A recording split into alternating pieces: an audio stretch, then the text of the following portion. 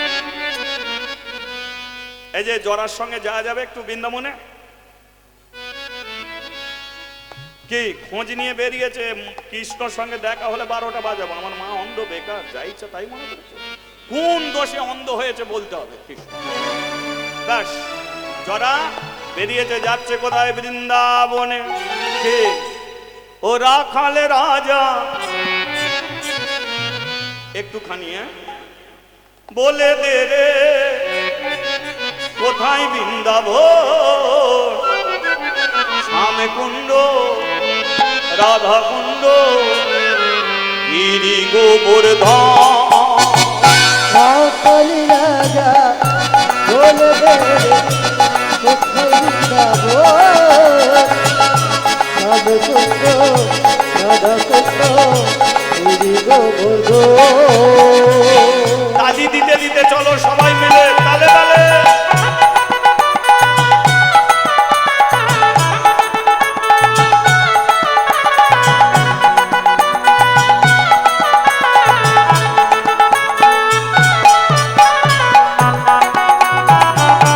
হরিবল হরিবল। উলুধ্বনি উলুধ্বনি।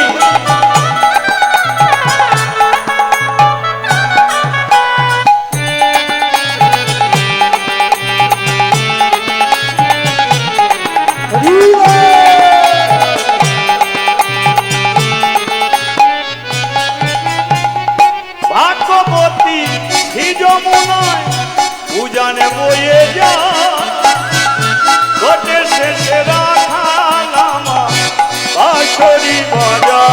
ও ভগবতী যমুনা দুজন বয়ে যা, ঘটে শেষে রাখালাম বাঁশরি বাজা। ভাগ্যবতী যমুনায় উজানে বয়ে যা, ঘটে শেষে রাখালাম বাঁশরি বাজা। ও ভগবতী যমুনা দুজন বয়ে যা, ঘটে শেষে রাখালাম বাঁশরি বাজা। বাঁশরি বাজায় রে কাহানা, বাঁশরি বাজা। বাঁশরি বাজায় বাঁশরি বাজায়। ভাগ্যবতী যমুনা উজান বয়ে যা, বাঁশরি বাজায় বাঁশরি বাজায় বাঁশরি বাজায়। ভাগ্যবতী যমুনা উজান বয়ে যা। রাখালে রাজা বলে দে রে, কোথায় বৃন্দাবন? শ্যামে কুণ্ড, রাধা। উলুধ্বনি উলুধ্বনি হরিধ্বনি। শ্যামে কুণ্ড, রাধা কুণ্ড, গিরি গোবর্ধন। শ্যামে কুণ্ড, রাধা কুণ্ড, গিরি গোবর্ধন। শ্যামে কুণ্ড, রাধা কুণ্ড, গিরি গোবর্ধন। যদি এদিকে এসতো তোর কি হাল হতো।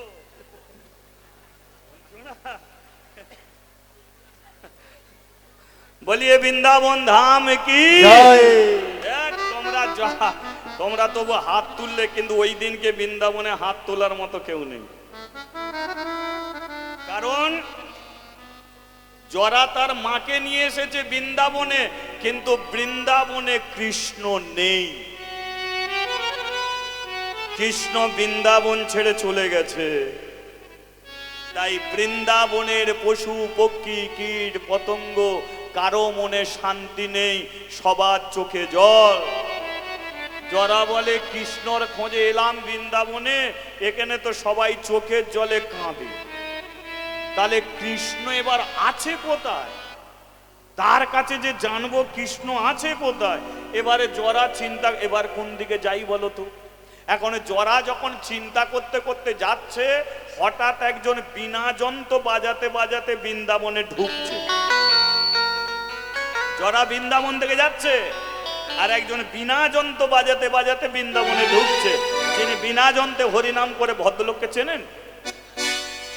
ভদ্রলোকটাকে নারদ। নারায়ণ নমো নারায়ণ, নারায়ণ নমো নারায়ণ, নারায়ণ নমো নারায়ণ, নারায়ণ নমো নারায়ণ, শঙ্খ চক্র গদা পদ্মধারী, শঙ্খ চক্র গদা পদ্মধারী, শঙ্খ চক্র গদা পদ্মধারী, শঙ্খ চক্র গদা পদ্মধারী, ওহে প্রভু নারায়ণ ওহে শ্রী হরি, ওহে প্রভু নারায়ণ ওহে শ্রী ও হরি, ওহে প্রভু নারায়ণ ওহে শ্রী হরি, ওহে প্রভু নারায়ণ ওহে শ্রী হরি, নারায়ণ নারায়ণ নারায়ণ নারায়ণ নারায়ণ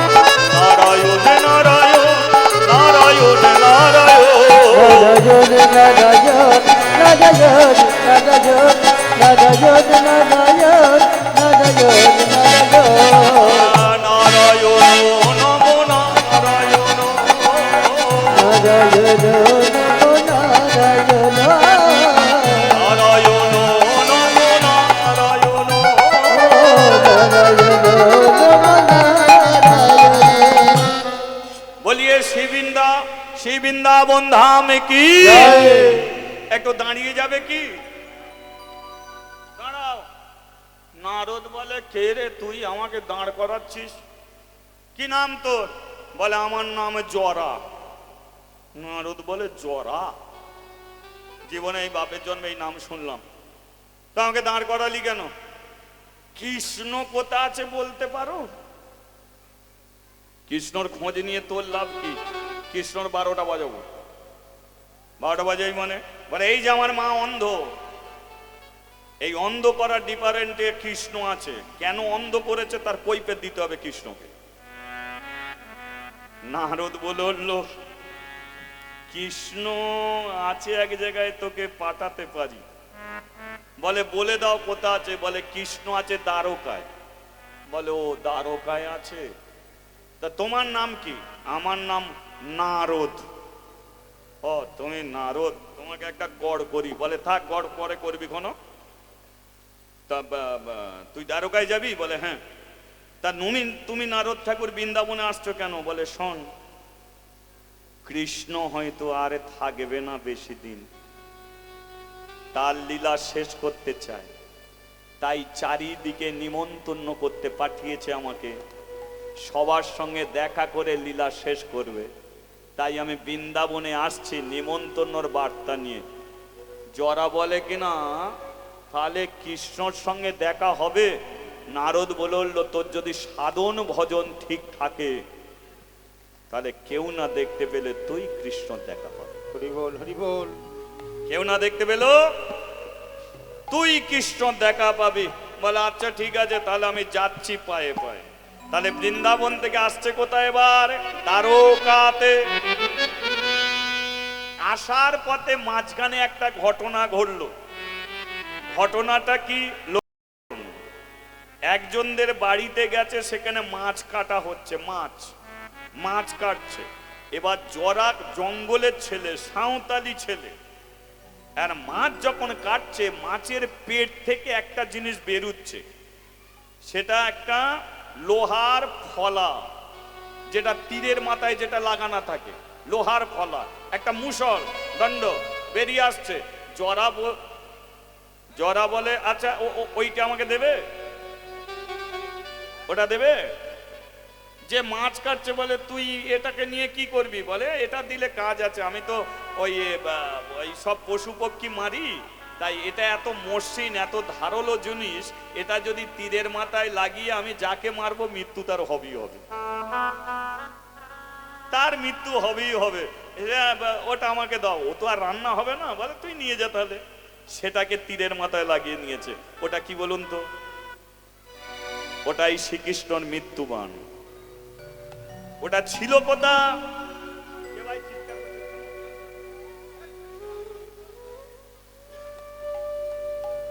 ওটা ছিল কোথায়? ঘটনাটা কি জানতে হবে। কৃষ্ণর ছেলে শাম্ব পেটে একটা লোহার কড়া বেঁধেছিল, পেটে লোহার কড়া বেঁধেছিল। কি লোহার কড়া বেঁধে মুনি ঋষিগণকে বলেছিল, বলো আমার পেটে কি আছে, ছেলে হবে কি মেয়ে হবে বলো। আজকে আমার ছেলে মেয়েদের সাবধান করছি, মদ খাস না, মদ খাস না, মদ খাস না। কৃষ্ণর ছেলে কম মদ খেয়েছে? কে শাম্ব কম মদ খেত? মদ খেয়ে কম মাতলামি করতো? এই দেখে আজকে প্রচন্ড নেশা করে পেটে লোহার কড়া বেঁধে মুনি ঋষিগণের কাছে গিয়ে বলছে, বলো আমার পেটে কি আছে, ছেলে হবে কি মেয়ে হবে। এরা জানতে পেরে গেল এটা কৃষ্ণর ছেলে শাম্ব মেয়ে ছেলে সেজেছে। বলে লোক খোললো ওটাকে, ছেলে খেলা করছিস আমাদের কাছে। কিন্তু যে নেশা করে আছে বুঝবে কেন? কি বলো কি হবে? মুনি ঋষিগণ কি বলে উঠলো, তবে শোন, এত করে বলছিস শুনছিস না, তবে তোর পেটে যেটা আছে ছেলে হবে কি মেয়ে হবে বলতে পারবো না, তবে ওরই দ্বারা তোদের 56 কোটি যদু বংশ ধ্বংস হবে। হরিবল হরিবল। অভিশাপ দিয়ে দিল শাম্বকে। শাম্ব বলে, তোমরা অভিশাপ দিয়েছো, কিচ্ছু হবে না, বাবার কাছে যাচ্ছি। বাবাকে গিয়ে বললো, বাবা এটা খুলে দাও। কৃষ্ণ বললো, কেন এটা পেটে বেঁধেছিস কেন? বলে ওই একটু খেলাধুলা করছিলাম, মজার খেলা। মুনি ঋষিগণকে গিয়ে বলছিলাম কি হবে, ছেলে হবে কি মেয়ে হবে। ওরা অভিশাপ দিয়েছে, এই দিয়ে নাকি যদু বংশ ধ্বংস হবে। কৃষ্ণ বলে, দিয়েছে? বলে হ্যাঁ দিয়েছে। বলে তাহলে আর কিছু করা যাবে না। বলে এটা খুলে দাও। বলে আর খোলা যাবে না। বলে কেন? বলে অভিশাপ দিয়েছে, 2 দিন 3 দিন পরে দেখ না এটার কি হয়। বলে ঠিক আছে বাবা, তুমি খুলতে পারো না, আমি খুলে দিচ্ছি। কড়া ধরে টানছে, পেটের মাংস সমেত উঠে এসছে। কড়া বেঁধেছিল তো পেটে, রান্না করা যে কড়া গোমা পেটে বেঁধে দিয়েছিল তো, গর্ভবতী সেজেছিল তো। এখন বলে খুলে ফেলবো, কিন্তু যখন কড়া বার করতে চাচ্ছে পেটের মাংস সমেত চলে আসবে। বলে এ তো আটা, ফেবিকল আটাচ্ছে, জোর ধরেছে, এ তো আর ছাড়ছে না। কৃষ্ণ বলে ও আর ছাড়বে না। ওদের অভিশাপ কোনোদিন ব্যর্থ হয় না, ও আর ছাড়বে না। তাহলে বাবা কি হবে? বলে আর কি হবে, ওই পেটটাকে নিয়ে গিয়ে প্রভাসের তীরে পাথরে ঘষ, উল্টে তো পারবি না। এবার প্রভাস তীর্থে যে পাথর আছে, মানে জলের কাছে যে পাথরগুলো থাকে, এবার শাম্ব কি করছে, পেটটাকে নিয়ে গিয়ে ঘষছে, পাথরে ঘষছে। যত ঘষছে ওটা ক্ষয়ছে, কিন্তু ওই যে লোহার গুঁড়োগুলো বালির মতো পড়ছে, সেগুলো জলের সঙ্গে মিশে গিয়ে ওই সাগরের ধারে ধারে জমছে। আর কিছুদিন পরে ও থেকে গাছ হয়েছে, সে গাছটার নাম হলো নল খাগড়ার গাছ। ওটা সাগরের ধার নল খাগড়া গাছে ভরে গেছে, আর একটুকুনি মাত্র বাকি আছে। ঘষে ঘষে সব শেষ করে ফেলেছে, একটুখানি বাকি আছে। সেটাকে টেনে বার করে বলে, এ দিয়ে আর যদু বংশ ধ্বংস হবে, সব তো শেষ হয়ে গেছে। ওটা ফেলে দিয়েছে। সাগরে মাছ ছিল, ওটা মাছের পেটে চলে গেছে। ধীবররা জাল ফেলেছে, সাগরের জলে মাছটা উঠেছে যে ওই ধীবরের জালে। আর মাছটাকে যখন কাটছিল তখন জরা গিয়ে দাঁড়িয়েছিল, লোহার পেট মাছের পেট থেকে বেরিয়ে এসেছে। তার মানে দেখুন যদু বংশ ধ্বংসের রাস্তা। ওই যে নলখাগড়ার গাছ, ওই নলখাগড়ার গাছ দিয়ে ওরা নেশাগ্রস্ত। তো ওরা প্রথমে কথা কাটাকাটি, তারপরে হাতাহাতি, তারপরে লাঠালাঠি। লাঠি কোথা থেকে পাবে? ওই তুলবে, একজনকে মারবে আর একজনকে মারবে, মারপিট করে শেষ হয়ে যাবে। আর কৃষ্ণর মৃত্যু মানে রয়েছিল মাছের পেটে। ওরা সেটাকে নিল, নিয়ে যাচ্ছে কোথায়? দ্বারকাতে। নাচিতে নাচিতে জরা দ্বারকাতে আইলো, নাচিতে নাচিতে জরা দ্বারকাতে আইলো, নাচিতে নাচিতে জরা দ্বারকাতে আইলো, নাচিতে নাচিতে জরা দ্বারকাতে আইলো। ভক্তগণ সবাই মিলে হরি হরি বলো, ভক্তগণ সবে মিলে হরি হরি বলো। কোথা কৃষ্ণ দেখা দাও, কোথা কৃষ্ণ দেখা দা, কোথা কৃষ্ণ দেখা দা, কোথা কৃষ্ণ দেখা দা, আশা লয়ে এলাম আমি, কোথা কৃষ্ণ দেখা দা, আশা লয়ে এলাম আমি।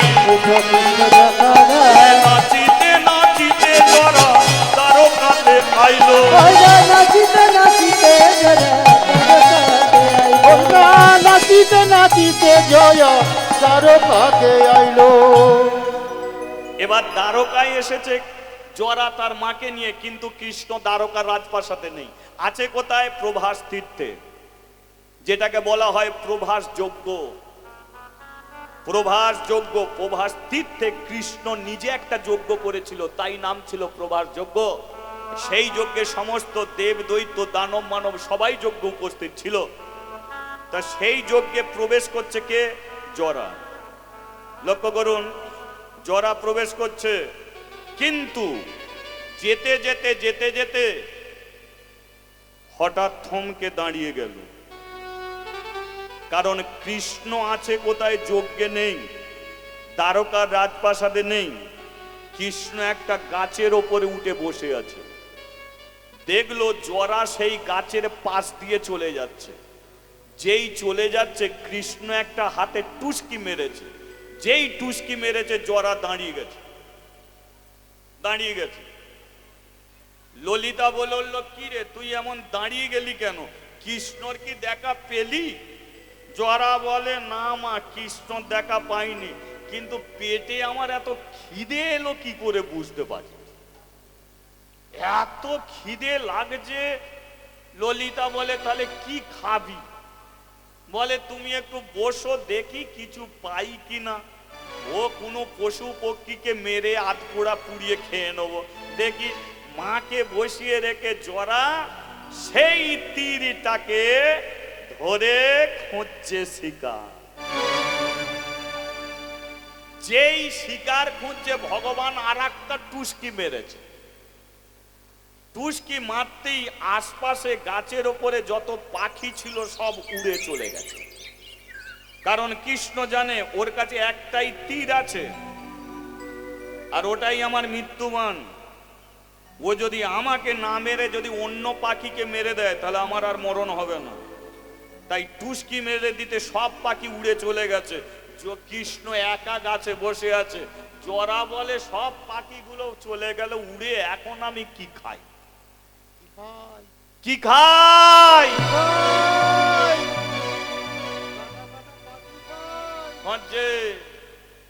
খাই? কি খাই? কি খাই?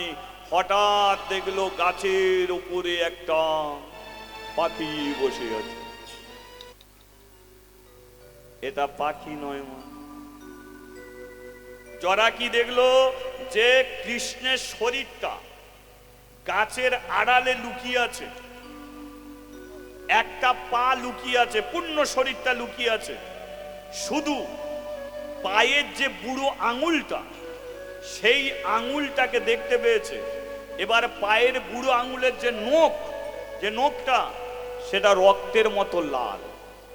জরা দেখতে পেল যেটা কোনো টিয়া পাখির ঠোঁট। টিয়া পাখির ঠোঁট দেখবে রক্তের মতো লাল। এটা কোনো টিয়া পাখি বসে আছে, তার ঠোঁট রক্তের মতো লাল। এই টিয়া পাখিটাকে মেরে আধপোড়া পুড়িয়ে খাবো। এটাকে মেরে আধপোড়া পুড়িয়ে খাবো। তীরটাকে ধরে আছে, কৃষ্ণর পাটা দুলছে। জরা লক্ষ্য ভ্রষ্ট হচ্ছে। কৃষ্ণ বলল, জরা, লক্ষ্য যদি স্থির না থাকে তো আমাকে পাবি না। লক্ষ্যকে স্থির কর। যেই জরা লক্ষ্য স্থির হলো, কৃষ্ণর পাটা দাঁড়ালো। আর জরা যেই তীরটাকে ছাড়লো, সঙ্গে সঙ্গে সেই তীর গিয়ে কৃষ্ণের পায়ে বিদ্ধ হলো। যেই পায়ে বিদ্ধ হলো, কৃষ্ণ গাছের ওপর থেকে নিচে এসে পড়ল। পড়ার সঙ্গে সঙ্গে যে মুনি ঋষিগণ হেঁটে যাচ্ছিল, যেমন ছিল তেমন দাঁড়িয়ে গেল। যে গাছের পাতা ঝরে যাচ্ছিল, যতদূর ঝরেছে ততদূর দাঁড়িয়ে গেল। যে সাগরের জল উতাল পাতাল করছিল, স্তব্ধ হয়ে গেল। যে যজ্ঞের আগুন জ্বলছিল, আগুন স্থির হয়ে গেল, দাঁড়িয়ে গেল।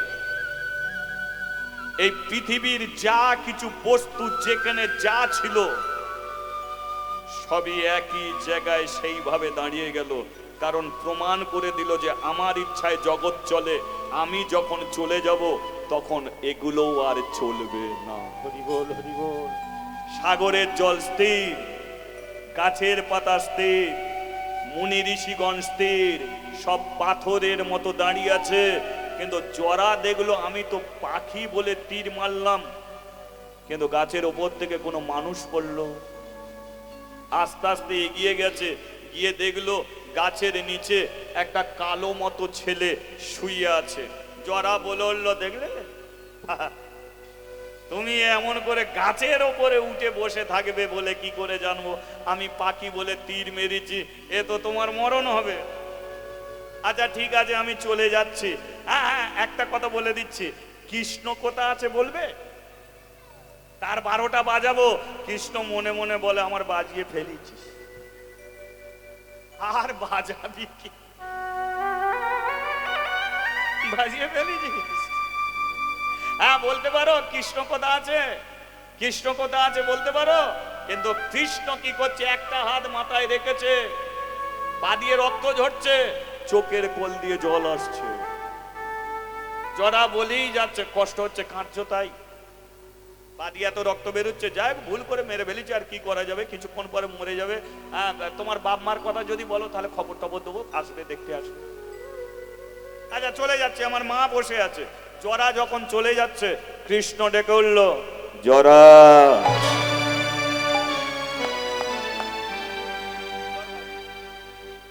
জরা,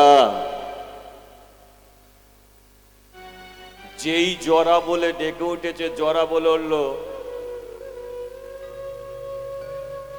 তুমি কি করে আমার নাম জানলে? আমার নাম জরা, আমি তো দ্বারকায় প্রথম এসেছি, আমার নাম জানলে কি করে? আমি জরা, আমার নাম জানলে? কৃষ্ণ বলে উঠল, তোর বাবাকেও চিনি, তোর মাকেও চিনি, তোকেও চিনি। তোর মা তো জন্ম থেকে অন্ধ। আরে তুমি তো আমার ঘরের ঠিকানা সবই জানো, তুমি কে? এত খবর রেখেছো, তুমি কে? কে তুমি? আমি আমি আমি সেই যমুনার তীরে বসি বাজাইতাম মুরলি, রাধে রাধে বলি। মা যশোদার কোলে বসে খেয়েছিলাম খিস্বর ননি। দাদা বলরামের সঙ্গে করেছিলাম আমি গোচারণের খেলা। কংসকে নিধন করার জন্য স্বাদের বৃন্দাবন ছেড়ে এসেছিলাম মথুরায়। কংসকে নিধন করে উগ্রসেনকে করেছিলাম আমি রাজা। ছিলাম আমি অর্জুনের সারথি রূপে, কুরুবংশ করেছিলাম ধ্বংস। ফিরে এলাম দ্বারকায়, দ্বারকায় ফিরে এসে করেছিলাম আমি যজ্ঞ। সেই যজ্ঞ পূর্ণ হলো না আমারে। আমি পুরুষের উত্তম, আমি পুরুষোত্তম। আমার ইচ্ছাতেই দিন রাত্রি, আমার ইচ্ছাতেই জুয়ার ভাটা। আমি ঈশ্বর পরম কৃষ্ণ সচিদানন্দ বিগ্রহ। আমি অনাদি আদি গোবিন্দ, আমি সর্বকারণের কারণ। আমার ইচ্ছাতেই দিন রাত্রি, আমার ইচ্ছাতেই জুয়ার ভাটা, আমার ইচ্ছাতেই চন্দ্র সূর্যের উদয়। আমি সেই পুরুষোত্তম, আমি ব্রজের নন্দন, আমি ভগবান সেই কৃষ্ণ। হরি বল।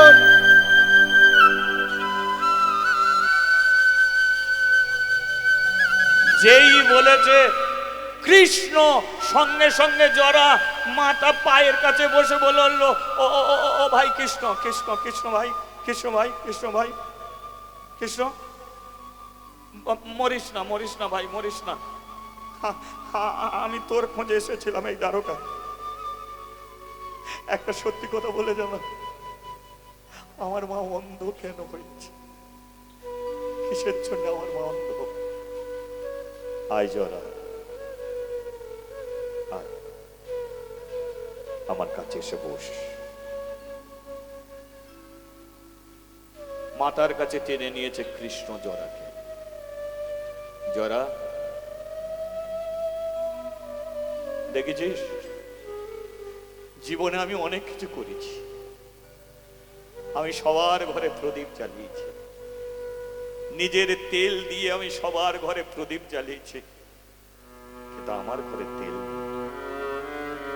দেখ আজ আমি পড়ে আছি, আমাকে দেখার মতো কেউ নেই। জরা একটু মাথায় হাত বুলিয়ে দে না, তুই তো আমার ভাই।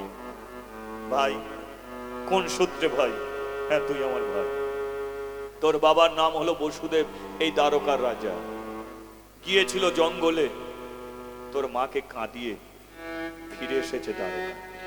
আমি তোকে নিতাম কোলে তুলে, কিন্তু আমি জানি তুই হবি আমার মৃত্যুর কারণ, তাই নিতে পারিনি কোলে তুলে। সবাইকে আমি কোল দিলাম, কিন্তু তোকে আমি কোল দিতে পারলাম না। দেখা হলো তোর সঙ্গে, সবার জন্য সব করলাম, পারলাম না তোর জন্য কিছু করতে। জরা রে, আয় না ভাই, শেষ প্রান্তে দাঁড়িয়ে একবার আমাকে দাদা বলে ডাকে না, একবার ডাকে না। তুই তো আমার সেই ছোট্ট না, আমি তোমাকে দাদা বলে ডাকবো না। কিসের জন্য দাদা বলে ডাকবো? তুমি কৃষ্ণ, জগৎ জোড়া তোমার নাম। সত্যি যদি তোমার ভাই হয়ে থাকি, কেন তোমার পাশে আমাকে একটুকু ঠাঁই দিলে না? কেন তোমার পাশে আমাকে ঠাঁই দিলে না? কেন আমাকে ভিক্ষে করে খেতে হয়? কেন আমার মাকে নিয়ে ভিক্ষে করতে হয়? তোমার তো এত রাজপ্রাসাদ, তোমার তো সর্বস্ব কিছু আছে, তুমি রাজা হলে আমি কেন ভিখারি হয়ে গেলাম? কেন নিলে না আমাকে তোমার কাছে? আজকে মৃত্যু শেষ প্রান্তে দাঁড়িয়ে আমাকে ভাই বলে কাছে টেনে নিতে চাও, আমি তোমার কাছে যাবো না। যাবো জরা তোরই জন্য, আমার জন্য তুমি আমার কাছে। হ্যাঁ তোরই জন্য। তুই আমাকে মারবি বলে কথা দিয়েছিস, আমি কেন তোমাকে মারবো বলে? তুই এ যুগের নয়, তুই তেতার অঙ্গদ। তেতার অঙ্গদ কথা দিয়েছিলাম আমি। তুই আমাকে মারতে চেয়েছিলিস, তুই বলেছিলিস আমাকে আড়াল থেকে মারবি, তাই তোরই জন্য আমাকে গাছের উপরে উঠে বসতে হয়েছিল। তুই বলেছিলিস বিনা যুদ্ধে, বিনা অপরাধে তুই আমাকে মারবি, তাই দেখ আমি তোর কাছে কোনো অপরাধ করিনি, তোকে যুদ্ধ করতে হলো না, তুই আমার মৃত্যুর কারণ। যা কথা দিয়েছি তাই আমি কথা রেখেছি। তোর মা এক্ষুনি ছুটে আসবে। আসবে, আমার মা চোখে দেখতে পাবে। জরা, ওই দেখ তোর মা আসছে। জরা, আমি চোখে সবকিছু দেখতে পাচ্ছি, তুই কোথা? মা, আয় না মা, এখানে আয় না, আয় না। জরা, এ কে রে? এমনি করে পা দিয়ে রক্ত ঝরছে, তুই মাতার কাছে বসে আছিস। কে? বাবা, এই তো চোখ ফিরিয়ে নিয়েছে মা, এরই জন্য তুই সব দেখতে পাচ্ছিস মা। কি নাম? কৃষ্ণ। আয় মা, তুই তো আমার ছোট মা। মা বলে কোনোদিন কোলে তুলে নিতে পারিনি, মা বলে কোনোদিন কাছে যেতে পারিনি। তোর ছেলে আর কি করবে? চোখ দুটো ফিরিয়ে দিলাম। চাই না এই চোখ, আমাকে তুই অন্ধ করে দেখিস না। আমি অন্ধ, সারা জগৎ দেখতে চায়, তুই অন্ধ হতে চাস কেন? কিসের জন্য চোখে দেখবো? তুই তো চলে যাচ্ছিস, তুই কেন আমাদের ছেড়ে চলে যাবি? যাসনি কৃষ্ণ, এমনি করে চলে যাচ্ছিস। সময় হলে যেতে হবে। ওই দেখ কাকে বিয়ে, কে কে কে কে কে তোর পাশে ছিল দেখ, ওই দেখ ছুটে আসছে বসুদেব, ছুটে আসছে। কৃষ্ণ কোথায়? কৃষ্ণ। বসুদেব এসে দেখলো কৃষ্ণর পা দিয়ে রক্ত ঝরছে। বাবা আমি এখানে। কি এমন মূর্খ এমনি করে আমার ছেলেকে তীরবিদ্ধ করেছে? বাবা শান্ত হও, মেয়েটাকে চিনতে পারো? ললিতা। ললিতা, ফিরে এসেছো দ্বারকায়। শোনো বাবা, তোমারই কারণে আমার মৃত্যুর কারণ, এটার প্রয়োজন আছে। যে মেয়েটাকে ফেলে রেখে চলে এসেছিলে কে স্ত্রীর মর্যাদা দাও, জরাকে নিজের কাছে টেনে নাও। সংবাদ দাও হস্তিনাপুরে, সংবাদ চলে গেল হস্তিনাপুরে। পঞ্চপাণ্ডব ছুটে এলো, অর্জুন এসে মাথার কাছে বলল, কৃষ্ণ বলল, অর্জুন আমার শরীরে তুমি স্পর্শ করবে না, স্পর্শ করবে না, আমার যত শক্তি আমি তোমাকে দিয়ে যাচ্ছি। এই প্রভাস তীর্থে একে অপরে মারপিট করে করে যারা মরবে, যারা জীবিত থাকবে, তাদের উপর অন্যায় হবে, অত্যাচার হবে। তাই তাদের ঘরে বাঁচাবার দায়িত্ব আমি তোমাকে দিয়ে যাচ্ছি। তুমি প্রত্যেকে দ্বারকাবাসীকে তুমি হস্তিনাপুরে নিয়ে যাবে। তা সত্ত্বেও যারা থাকবে ওদের ঘরে আমি আশীর্বাদ করেছি, ওদের ঘরে কোনো বিধর্মী স্পর্শ করলেই সেই মেয়ে পাষাণে পরিণত হয়ে যাবে। তাই সবাই স্পর্শ করলে অর্জুন তুমি আমাকে স্পর্শ করবে না। একে একে সবাই এসে দাঁড়িয়ে গেল, কত সাধু এলো, কত মুনি এলো, কত ঋষি এলো। আজকে কৃষ্ণর জন্য সবাই চোখের জলে কাঁদছে। হঠাৎ কৃষ্ণর মাথার ময়ূর পুচ্ছটা আপনা হতে উঠতে শুরু হয়ে গেল। উড়ে উড়ে এলো কোথায়? বৃন্দাবনে। বৃন্দাবনে আছে কে? রাধা রানী, কৃষ্ণ ভাবময়ী রাধে। কৃষ্ণ চিন্তায় বসে আছে। হঠাৎ ময়ূর পুচ্ছটে এসে রাধা রানীর কোলে পড়ল। রাধা রানী বুঝতে পেরে গেল আমার প্রাণবধূ আর নেই। বসে রইল, বসে থেকে প্রাণটা ছেড়ে দিল। সেই প্রাণ গিয়ে গেল কৃষ্ণর কাছে। রাধে চলো ফিরে যাই গোলকে, আবার আসতে হবে কলিযুগে, হব শচীনন্দর গৌরাঙ্গ মহাপ্রভু। কৃষ্ণ বলল আমি মরি নাই, আমি আবার আসবো ফিরে। চোখের জল মুছে আমার যাওয়া সময় হলো, দাবিদা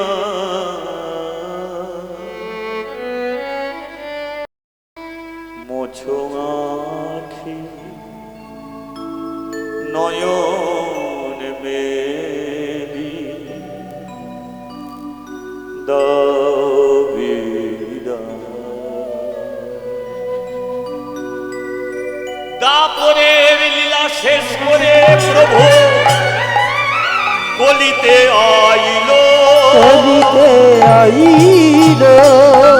জগৎ জীবের দ্বারে দ্বারে হরিনাম দিল। সেই হরিনাম এই হরিবাসরে পূরণ হইল। ভক্তগণ সবাই মিলে হরি হরি বল, হরি হরি বল, হরি হরি।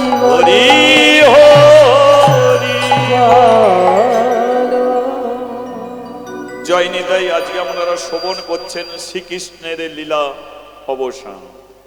এই জরাকে, জরার ভাইকে, কৃষ্ণকে, বসুদেবের কি জীবনে ঘটনা আজ আমরা হরিবংশ পুরাণ হতে আস্বাদন করলাম। শ্রীকৃষ্ণের লীলা অবসান। আবার যদি কোনোদিন কৃপা হয় আপনাদের কাছে আসবো। আপনারা ভালো থাকবেন, সবাইকে ভালো রাখবেন। শ্রী গুরু নিতাই গৌরে প্রেমানন্দে হরি বল, হরি বল, হরি বল, হরি। ভক্ত আরে ভগবানের মিলন হইল, ভক্ত আরে ভগবানের মিলন হইল। ও যে চাঁদ বদনে সবাই একবার হরি হরি বল, চাঁদ বদনে সবাই একবার হরি হরি বলো। আমার গৌর হরি বল, নিত্যানন্দের বল, হরি হরি বল, গৌর হরি বল, গৌর হরি বল, নিত্যানন্দের বল, হরি হরি বল, হরি হরি বল,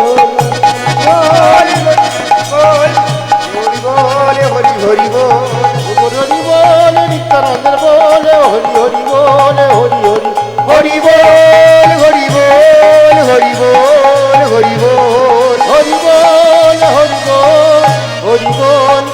হরি বল। জয় নিতাই, আপনারা বসুন। পরবর্তী দল আছে, আর একটা দল আছে, আপনাদের কীর্তন আপনারা শ্রবণ করবেন। পরবর্তী দল আপনাদের কাছে আসছে, আপনারা বসুন। হ্যাঁ, আপনারা অনেকক্ষণ বসে আছেন, একটু দাঁড়াচ্ছেন, ঠিক আছে, কিন্তু আবার আপনারা হরি